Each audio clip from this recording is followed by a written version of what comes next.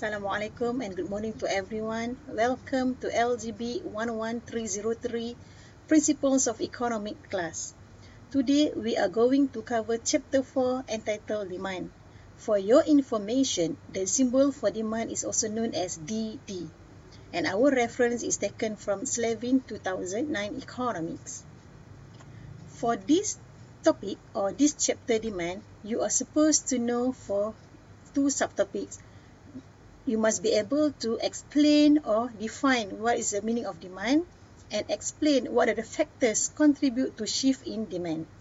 Now have a look for the first objective, definition of demand. What is demand? Demand is known as a schedule of quantities of goods or services that people are willing and able to buy at different prices. Sometimes a schedule is also known as a table. From this demand table, it shows how much quantity of a good or service can be sold at different prices.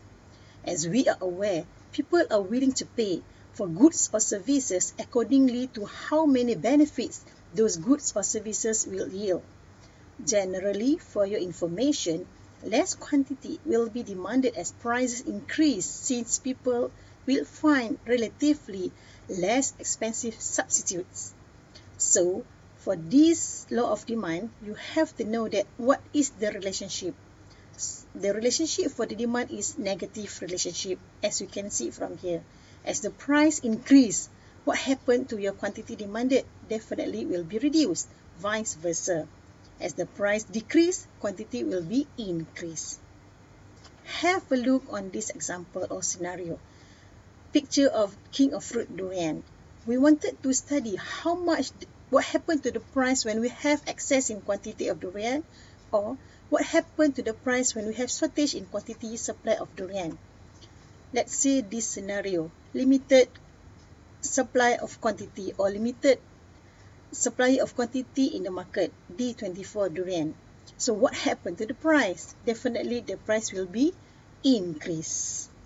And what happened to this scenario? Huge or more supply of quantity of durian as compared to less quantity demanded for durian.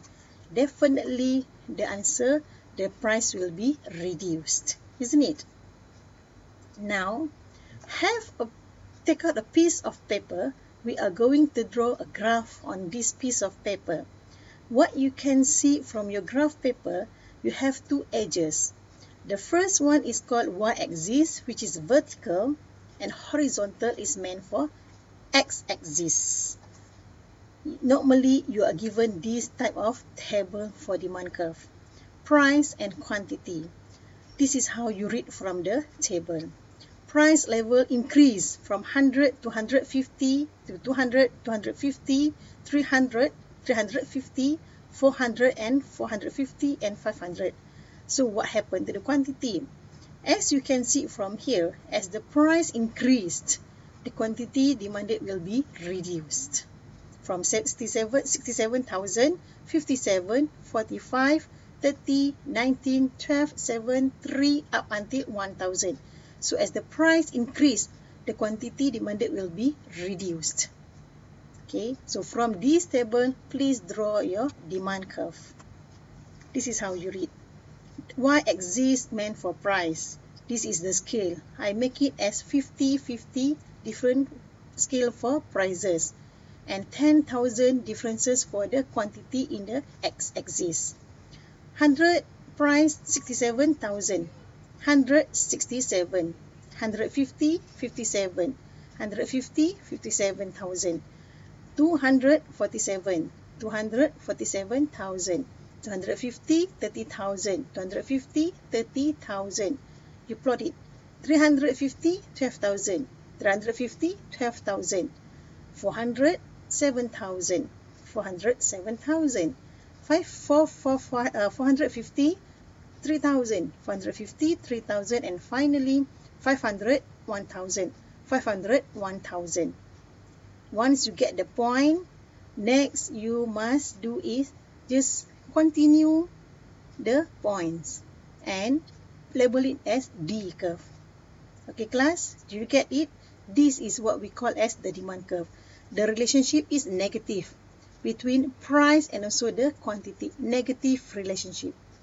Okay, so what I want you to do now is just summary. What have we learned from these slides? First one, you must be able to write the definition of demand, and secondly, you must get the correct demand curve. Alright, because I believe the understanding from this concept is important, because you have to know the second objective, which is on factors shifted in the demand curve. Inshallah, I'll see you again in the next class. Thank you.